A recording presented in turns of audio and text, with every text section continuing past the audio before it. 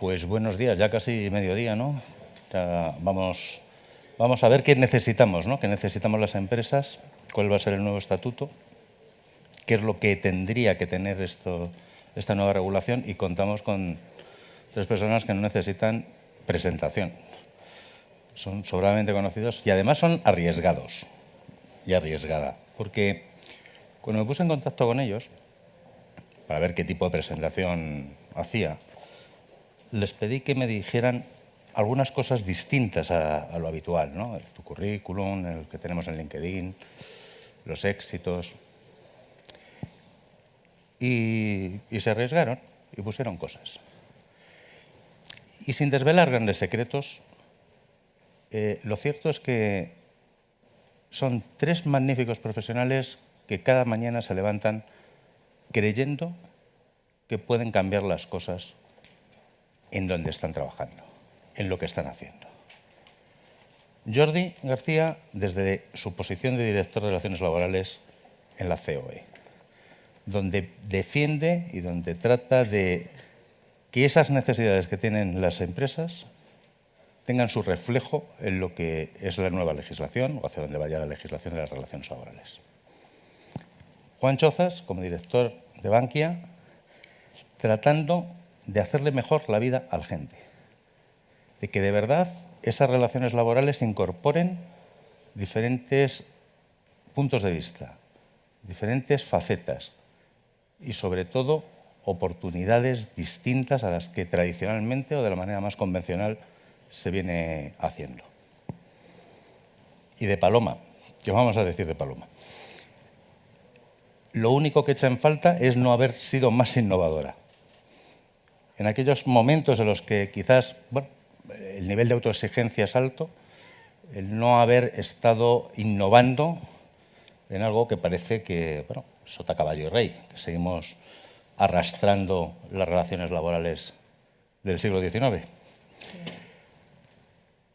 Eso es lo que les mueve. Hacer la vida mejor a la gente, creer y divertirse en lo que es el entorno de las relaciones laborales y no arrepentirse de aquellas cosas que no les hayan salido bien, porque unas veces se gana, pero si no se gana, seguro que se aprende. Y esto lo demuestran. El orden que vamos a seguir es el que tenemos en el programa. Jordi, adelante. ¿Cuál es el estatuto que necesitamos las empresas? Buenos días, buenas tardes a todo el mundo. Estoy convencido que han oído cosas muy interesantes durante la mañana. Yo voy a intentar aportar mi pequeño granito de arena. Yo diría que vivimos desde hace mucho tiempo en un espacio de una cierta incertidumbre, donde hay toda una serie de proposiciones por parte de los gobiernos que no acaban de ser lo que necesitarían las empresas en este caso y los trabajadores. De hecho, por ejemplo, hoy es un buen día para ir contestando a toda una serie de medidas que se propusieron ayer por la tarde en relación al empleo del futuro, que quiere decir mañana, porque podemos hablar de alguna manera de lo que necesitarían las empresas españolas de aquí 20 o 30 años, pero lo que nos interesa desde todos los puntos de vista es resolver los conceptos y resolver los problemas que tenemos en el corto plazo. Tenemos, por supuesto que tenemos, pero también es cierto que la situación económica y que el compromiso de las empresas respecto a esta reactivación está avanzando mucho. A un medio-largo plazo, ¿qué necesitaríamos las empresas o qué pienso yo que las empresas necesitarían para esta situación? En primer lugar, que estuviera muy presente ese doble concepto que a nosotros nos parece que es fundamental y que consta de un apartado que le toca a los trabajadores y que se llama empleabilidad, que quiere decir la capacidad que tienen los trabajadores de adaptarse, de flexibilizar, de trabajar, de implicarse en las relaciones laborales, y por parte de las empresas el concepto de flexibilidad, ¿no? Lo que nos estamos encontrando en la actualidad es que la sociedad es cada vez más flexible. Los ciudadanos somos cada vez más flexibles en nuestras exigencias y en nuestras pretensiones y, por tanto, la sociedad ha de dar una respuesta en esta línea de flexibilidad. No solo las empresas, también, por ejemplo, las administraciones públicas. De esta manera, ese concepto es fundamental. El segundo concepto que yo destacaría es el concepto de la globalización. El tema es muy interesante porque permite, por ejemplo, a las empresas no solo prestar servicios y vender en el extranjero, sino también a los trabajadores ofrecer nuestros servicios en cualquier país del mundo.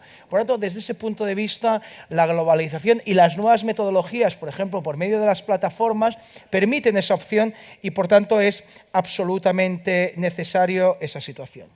Esto pasaría también porque haya como mínimo una reflexión sobre lo que podríamos denominar conceptos clásicos, tanto en la economía como el caso que nos ocupa más, en esas cuestiones que se llaman derecho del trabajo y de la seguridad social. Llevamos más de 100 años con el concepto de trabajador asalariado, con el concepto de trabajador autónomo, con el régimen general, con el régimen especial de trabajadores autónomos, con la dependencia, con la subordinación. Todos estos conceptos que ya nos hemos acostumbrado y que posiblemente tenían mucho sentido hace muchos años, pero cada vez lo están teniendo menos. Y eso requiere que nos sentemos a reflexionar sobre si es mejor lograr terceras vías y dejar esos dos conceptos tan monolíticos, o bien, por ejemplo, ir buscando situaciones de transición.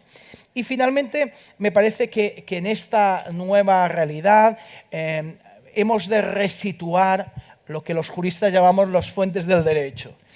La ley laboral siempre ha tenido un concepto de norma mínima, pero es cierto que durante muchos años, y en aras a esa función protectora que tienen las normas laborales respecto a los trabajadores, ha ido desarrollándose cada vez más, de manera que es verdad que nuestro Estatuto de los Trabajadores es pequeño porque no tiene más de 100 artículos, pero después tenemos toda una normativa reguladora por medio de reales decretos, por medio de órdenes, que hacen que cualquiera de las medidas que tenemos encima de la mesa estén muy reglamentadas.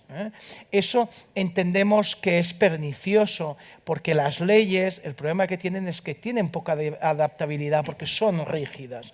Por eso nosotros pensamos que el mejor mecanismo para adaptar hacia el futuro, para dar respuesta a estas situaciones, es el acuerdo.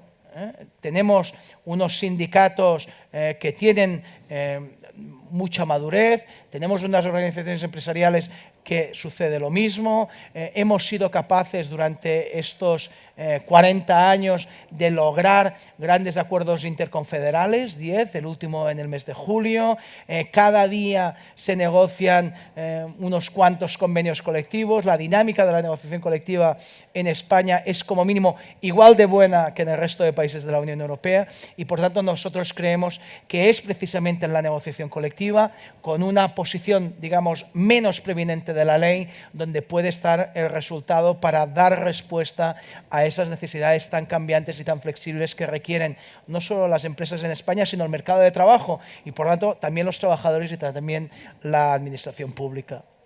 Muchas gracias. Juan. Yo. Bueno, vamos a ver.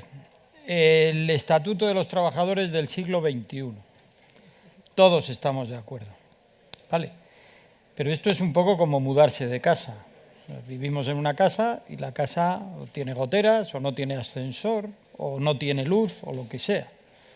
Todos de acuerdo en mudarnos de casa. Pero uno echa en falta que me digan a qué casa vamos a vivir. Si nos vamos al campo, si nos vamos a una más grande, si nos vamos a una más pequeña. O sea, el cambio por el cambio y el eslogan, estamos todos de acuerdo. Probablemente vivimos en un momento en el que el Estatuto de los Trabajadores no está acompasado a su tiempo. Y si hacemos un análisis del Estatuto de los Trabajadores, es relativamente fácil reconocer el modelo productivo industrial. El Estatuto funciona razonablemente bien en empresas de estructura sencilla, un empresario, un centro de trabajo, todos los trabajadores en un proceso productivo estable en el mismo lugar, con las mismas jornadas, con las mismas funciones.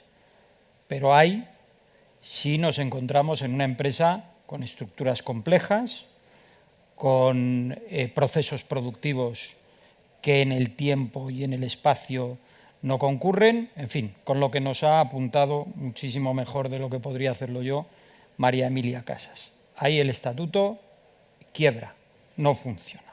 Entonces esa sería la primera reflexión. Estamos de acuerdo en que hay que cambiarse de casa, pero uno oye poco cómo va a ser la casa a la que nos vamos a cambiar. De hecho, llevamos toda la mañana en una jornada estupenda y en la que felicito y agradezco poder participar a Direlab, oyendo recetas parciales. Nos están diciendo, en la cocina habrá un microondas. Sí, no, y las persianas bajarán, serán automáticas, pero nadie nos habla de cómo va a ser estructuralmente ese nuevo Estatuto de los Trabajadores, quizá menos, insisto, María Emilia Casas. ¿Cómo debería ser ese Estatuto de los Trabajadores? Voy directamente. Pues aquí hay dos cuestiones que son el fondo y la forma. El fondo, el contenido, y la forma, el cómo abordar la reforma. Y voy a empezar por la forma, no por eludir el fondo, que luego entraré en él, sino porque me parece quizá el problema estructural número uno de la regulación laboral y del mercado de trabajo español, que es que, a diferencia de todos los países europeos desarrollados, y probablemente por un condicionante histórico, que es la transición entre un modelo intervencionista, autoritario, en el que no están recogidas las libertades de empresas y trabajadores para negociar sus condiciones, por conservar de manera, no frivolizo, absolutamente justificada, en un momento de gran tensión, de una inflación enorme, de gran conflictividad social, por conservar algunos de los elementos estructurales de la ley de contrato de trabajo y del modelo corporativo de la época de Franco, pues dejamos una legislación que pivota fundamentalmente de las decisiones de los gobiernos. Hasta que los interlocutores sociales, empresarios y trabajadores, no hagan suya no la adscripción parcial a una determinada reforma, sino la construcción del modelo de relaciones laborales que realmente necesita este país, hasta que ellos no asuman el protagonismo integral de la regulación laboral, no habrá paz en nuestro modelo de relaciones laborales. ¿Qué vemos históricamente? Que los acuerdos que más o menos funcionaron del 80 al 84, con la época de concertación social, y salvo la excepción de 1997, en el que se hace una reforma previo a un acuerdo de los interlocutores sociales, los sindicatos o los empresarios se han arrimado al sol que les calienta. Si gobierna la derecha, los empresarios aceptan lo que propone con matizaciones todo esto, y si gobierna la izquierda, pues son los sindicatos los que dicen, ahora me toca ganar. Con lo cual tenemos un modelo que da unos bandazos, pasos adelante y pasos atrás, en maneras periódicas. Se ha anunciado aquí, llevamos más de 55 reformas del Estatuto de los Trabajadores y seguimos con los mismos problemas estructurales. Y llevaremos 80 y tantas y cientos y seguiremos con los mismos problemas estructurales. Esto es malo, aunque beneficie unas veces a unos u otros. Es malo porque si no se hacen ellos los protagonistas y los propietarios de esta regulación, otros lo harán por ellos. Y dentro de las organizaciones políticas hay quien considera que a las organizaciones sindicales y a las organizaciones empresariales también se puede prescindir de ellas. Tenemos también otros sujetos que hasta hace bien poco, hasta la reforma del 2012, no habían sido políticamente protagonistas de las reformas, como es la judicatura, el activismo judicial al que ha aludido también María Emilia, que toman posición respecto de las opciones políticas que debe tomar el Parlamento. Entonces, insisto, o los empresarios y sindicatos hacen suya la construcción de un modelo de relaciones laborales, o este es el debate interminable, pasen los siglos que pasen. Eso respecto de la forma. Y respecto del fondo, aquí ya esto es posición de parte. Cada cual dirá la suya. Es verdad que se nos pide aquí el punto de vista de las empresas, pero no voy a entrar en cuestiones concretas. Y las posiciones de parte van desde las ocurrencias, que podrían ser las mías, por no citar a nadie más, a las fórmulas magistrales, que podrían ser las de doña María Emilia Casas, por no citar a nadie más de los que han intervenido hoy aquí.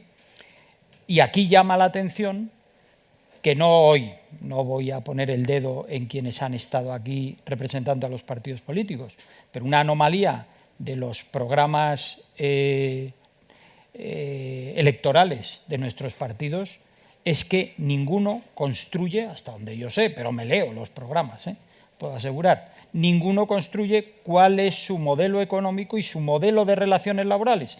No qué voy a hacer con la ultraactividad, sino cuál es mi modelo de relaciones laborales para la próxima legislatura o para cómo encaja en el modelo económico que quiero para España. Y eso no lo aporta nadie, no lo cuenta nadie. Segundo, muchas opiniones, no solo la de los partidos de izquierda, sino también la de muchísimos profesionales de la cuestión laboral, muchos juristas laborales, enfocan la cuestión como una cuestión de justicia. Este salario es inaceptable, estas condiciones son inaceptables, y esto es siempre un concepto relativo, es el de la suficiencia o la insuficiencia. Todos queremos siempre más. Entonces no es tanto decir yo quiero más porque tengo poco, sino ponerlo en relación con dónde se juega el partido. Y si lo que vemos es lo que hacen los países de nuestro entorno, ver qué cosas funcionan y qué cosas no. Cuál es el coste de despido con las empresas que compiten desde otros países, cuál es la regulación de jornada, de horario, de conciliación, de lo que queramos. Y entonces, yendo un poco a hacer un resumen, que evidentemente es un brochazo, ¿qué le pediría yo, viendo lo que hacen otros, a la legislación futura? Pues solo dos cosas. Básicamente, las empresas grandes, más posibilidad de autogobierno. O sea, negociación. Que el legislador deje de desconfiar de lo que hacen las empresas y los representantes de sus trabajadores poniendo tasas, trocitos, revisiones. Posibilidad de negociación y de autorregulación. Y para las pequeñas, muchísima más flexibilidad. La mayoría de los países de la Unión Europea, las empresas por debajo de determinados márgenes, las micros y pequeñas empresas se regulan por el derecho civil, no se regulan por la legislación laboral. Aquí no solo tenemos una legislación laboral comparativamente rígida o intervencionista, sino además unos convenios con eficacia general, que es una anomalía dentro del derecho europeo. Y además, ya puesto a pedir, ya que estoy pidiendo aquí en público cómo debería ser la norma, algunas cuestiones prácticas, que sea más sencilla, que sea más fácil de gestionar. Siempre cuento una anécdota de un foro en el que participé, era entonces ministro Valeriano Gómez, y estaba explicando pues una de las 55 reformas que hemos sufrido en este país. Y se levantó una persona en el turno de preguntas y dijo, oiga, ¿y por qué esto que está usted explicando, que parece tan bueno, es tan complicado? ¿Por qué no lo hacen un poco más sencillo? La pregunta no tiene demasiada originalidad y la podíamos hacer todos en cualquier momento. El problema es que el que se levantó era Carlos Solchaga, que había sido vicepresidente económico y ministro de Economía durante muchos gobiernos del mismo partido del que es el señor Valeriano Gómez. Entonces, sencilla, fácil de gestionar, no tan judicializado. Los tiempos de la justicia en España, si son un dolor de muelas para la sociedad y para los ciudadanos, en el mundo laboral simplemente no encajan. Dentro de las reestructuraciones que nos ha tocado en nuestra empresa, en 2013 hicimos un despido colectivo con el 98% de apoyo sindical. 2013, estamos en 2018, todavía hay juicios pendientes y se ha pronunciado sobre él todos los TSJ de España, la Audiencia Nacional en repetidas ocasiones, el Tribunal Supremo y en 6 ocasiones el Tribunal de Justicia de la Unión Europea. Eso a una empresa grande le significa una pérdida en su cuenta de pérdidas y ganancias. Para una empresa pequeña o mediana, eso es la desaparición. Y por último, bueno, lo que nos han dicho de la tecnología.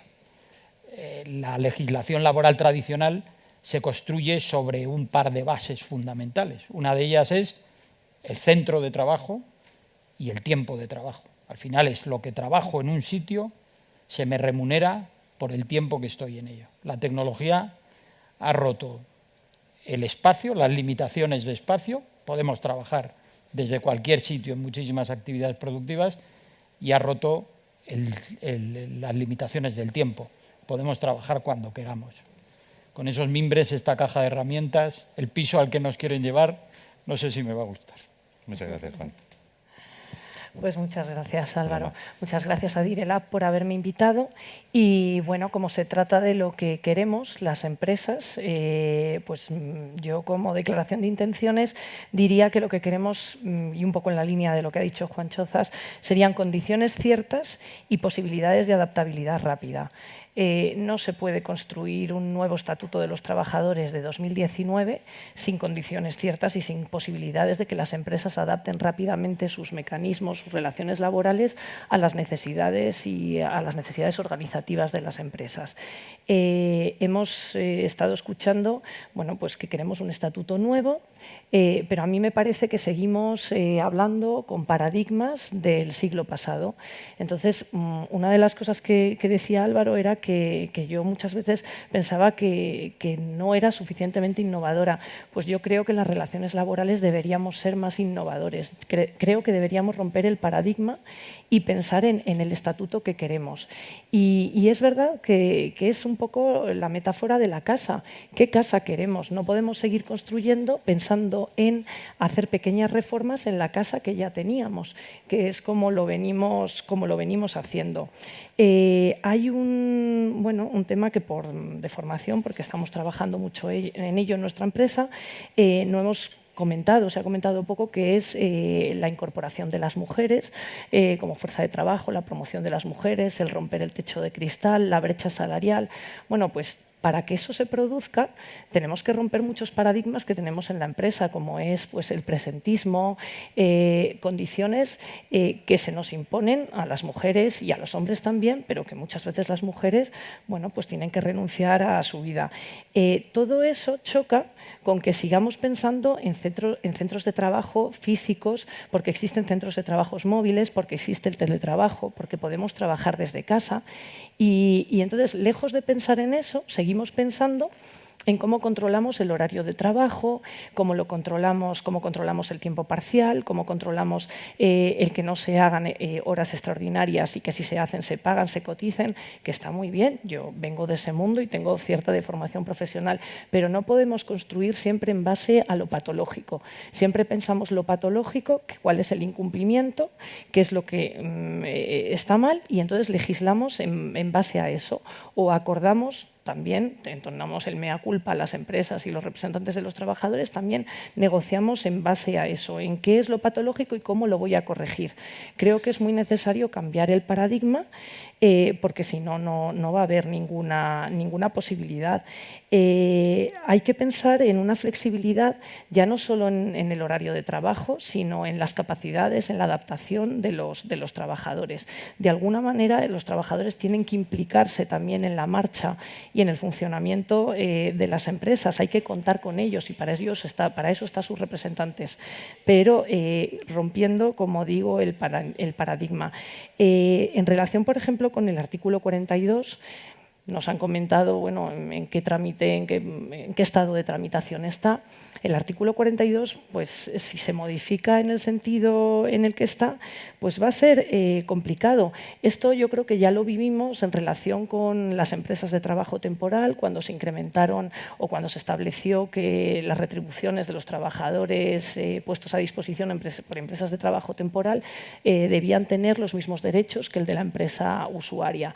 Conocimos nuevamente un resultado patológico de aquello, que es la huida hacia las empresas de servicios y las empresas de multiservicios. No podemos seguir regulando de esta manera porque dentro de unos años habrá un invento nuevo, seamos realistas. Habremos pasado por las empresas de trabajo temporal, habremos otra vez ido a las empresas multiservicios y después algún invento, algo se nos ocurrirá. Yo creo que es hora de pensar de una manera diferente. En relación con la dualidad del mercado de trabajo, pues es verdad que es una realidad y hay una dualidad. Hay una dualidad en muchos sentidos entre la contratación temporal y la contratación indefinida. También hay una dualidad entre el sector público o el sector con más derechos y el sector de las pymes, las micropymes. Es pensar en dos mundos. Por mi formación anterior he tenido muchísima relación con las pymes, las micropymes, y es como dos mundos totalmente diferentes. Entonces, el legislador yo creo que tiene que pensar también en el funcionamiento, en las necesidades de las pymes y de las micropymes. En relación con el salario mínimo interprofesional, que es verdad que ha sido estrella en los últimos tiempos, yo ya he llegado a un punto en que ya no tengo opinión. Está claro que hay de todo, pero es verdad que es también para reflexionar, sobre todo cuando seguimos pensando o seguimos queriendo ligar los salarios al salario mínimo interprofesional, con lo que todo ello conlleva. También hay que pensar en el empleo de hogar y en la repercusión que va a tener todo ello. Y luego, en relación con las cláusulas de ultraactividad o con la ampliación de los plazos de caducidad, pues volvemos otra vez a pensar en lo patológico. Yo a veces ya pienso que analizamos las cosas a golpe de titular de periódico, a golpe de sentencia, etcétera, y en base a eso hacemos una construcción jurídica de lo que entendemos que debe ser. Entonces, es verdad que es un tema para analizar, no podemos tampoco petrificar condiciones, y mientras no haya un estatuto real del siglo XXI, del año 2019, pues de alguna manera las empresas tienen que tener mecanismos para poder adaptar sus necesidades a lo cambiante que es la organización. La empresa en la que estoy yo es una empresa que está ligada absolutamente a procesos o a renovaciones tecnológicas y organizativas, y debemos ser, por supuesto, capaces de darle un marco que posibilite pues, que se siga prestando el servicio, que además en nuestro caso es un servicio público. Poco más. Muchas gracias, Paloma. Gracias. No sé si tenemos alguna pregunta. Yo tengo tres, pero si hay alguna, me las guardo y ya se las hago después. Paloma, empiezo por ti. Sí. Políticas de igualdad, acciones de igualdad en las empresas. ¿Realmente es un brindis al sol o en las empresas se está convencido de que eso impacta positivamente en la productividad, en los resultados, en la evolución de la compañía? O, bueno, es que queda bien y ahora pues vamos a decir que sí, que haya igualdad, ¿no? No, lo creemos, vamos, en nuestro caso creemos que impacta positivamente en la organización del trabajo, en las organizaciones, y que además supone una mayor diversidad en todos los campos, también diversidad en la toma de decisiones y diversidad de puntos de vista. Entonces no es solamente un brindis al sol ni es una fórmula para quedar bien. De verdad creemos que la incorporación de la mujer va a hacer o va a dotar a las empresas de otros puntos de vista y otras capacidades. Y también, claro, todo ello implica no solo una actuación empresarial, por supuesto, también hay participación de la sociedad, del legislador, que tiene que impulsarlo con sus políticas, y también cambios culturales que tienen que darse en toda la sociedad. Las mujeres nos hemos incorporado al mercado laboral, pero no todos los hombres se han incorporado de la misma manera al hogar, al cuidado de los hijos y al cuidado de la casa y de la familia. Pero sí que creemos que es fundamental. Y yo creo que además es que una sociedad no puede ser una sociedad buena o que prospere sin que incorpore a las mujeres y luego a otros colectivos en su funcionamiento normal y en sus puestos de dirección. Gracias, Paloma. Jordi, para ti tengo una pregunta. De los profesionales de relaciones laborales, ¿realmente cómo podemos influir o cómo podemos actuar o qué impacto tenemos en los resultados de la compañía y en que se consigan esos objetivos estratégicos? Porque siempre estamos ahí como el que va arreglando cuando salta algún problema, ¿no? Pero, ¿de verdad queremos ocupar un espacio que no tenemos o realmente impactamos? Vamos a ver. Y yo voy a decir algo que va a parecer que es autocomplaciente, pero no lo es, pero yo diría que es la realidad. Sí, y también va conectado un poco con la pregunta anterior.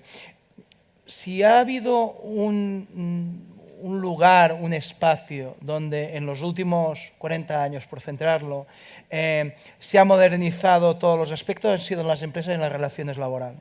Si no pensamos, ¿no?, en cómo eran las empresas hace 40 años, en el mundo de las relaciones laborales, pero también en los procesos productivos, en las decisiones pero si vemos cómo eran antes y cómo son ahora realmente, el gran cambio se han producido en el ámbito de las empresas. Por lo tanto, yo pienso que tenemos que estar muy satisfechos de esos cambios que se han producido. Sobre todo porque esas transformaciones se han hecho juntando, yo no sé si la imaginación o el conocimiento, las capacidades de las personas que participamos en este proceso, podría ser por ambos lugares, y en un elemento que se ha dicho antes y que es fundamental, y es que todo ello se ha tenido que hacer por acuerdo, cuando además, yo no descubro nada, en la empresa, por mucho que nosotros digamos que hay un ámbito colaborativo y no sé qué, evidentemente hay dos intereses que están contrapuestos, ¿no? Porque yo quiero trabajar menos y el otro quiere que trabaje más, porque yo quiero cobrar más y el otro quiere pagar menos. Es una dinámica, digamos, habitual como muchos lugares de las relaciones personales, ¿no? Por lo tanto, no ocupáis. Pero la gran diferencia es que en el mundo de las relaciones laborales, solo si hay acuerdo se avanza. Porque si no hay acuerdo no hay nada, y eso es absolutamente fundamental. Por eso, ¿qué hemos de hacer? Yo diría que hemos de seguir en la misma línea, hemos de seguir trabajando en esta vía, y lo que sí que le hemos de pedir a nuestros políticos es que nos dejen trabajar, es que nos pongan menos impedimentos y que sí que establezcan unas reglas del juego claras, sencillas y lo mínimo posible, porque eso al final es como se da cuenta, sobre todo mirando a otros países de la Unión Europea, que es como está funcionando mejor. En el momento que establecemos mucho rigurosismo, y por ejemplo en la reforma del año 2012 había algunos elementos que eran muy concretos, no han servido para avanzar, ¿no?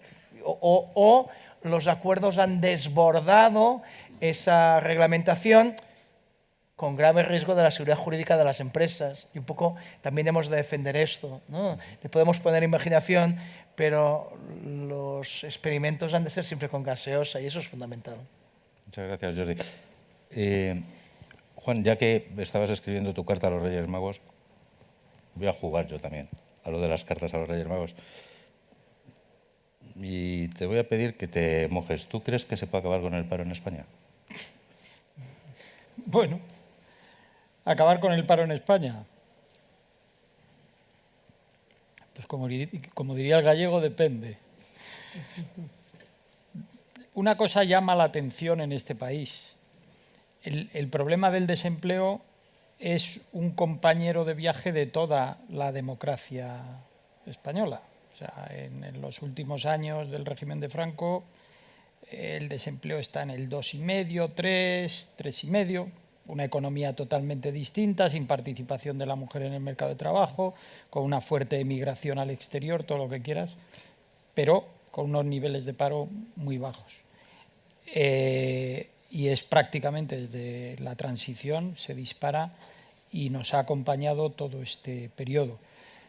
Lo apuntaba Álvaro Nadal, incluso en las épocas de mayor expansión y de mayor continuidad en el crecimiento económico,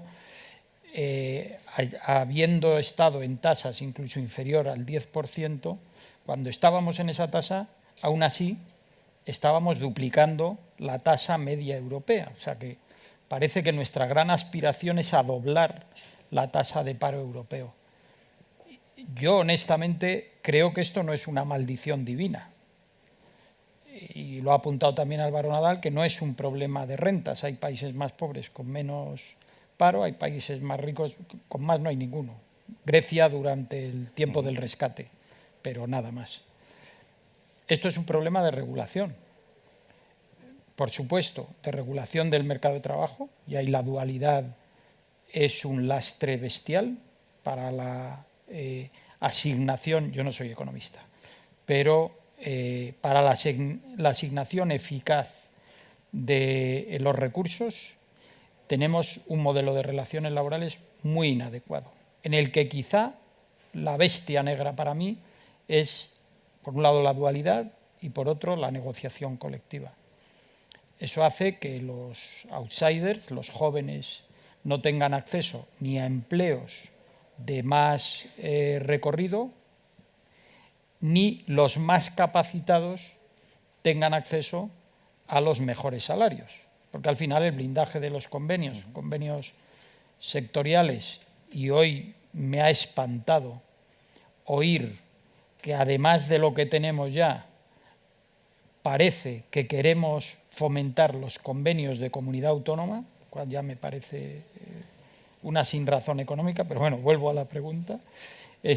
Si somos capaces de... Me ha gustado mucho cómo ha acabado María Emilia con ese gran pacto que regula sociedades, legislaciones, interlocutores sociales. En España, en todo este tiempo, en todos estos 40 años, no ha habido nunca un debate en profundidad de las causas, las razones y las soluciones que se le pueden dar al mercado de trabajo. Siempre ha habido enfoques y soluciones de parte.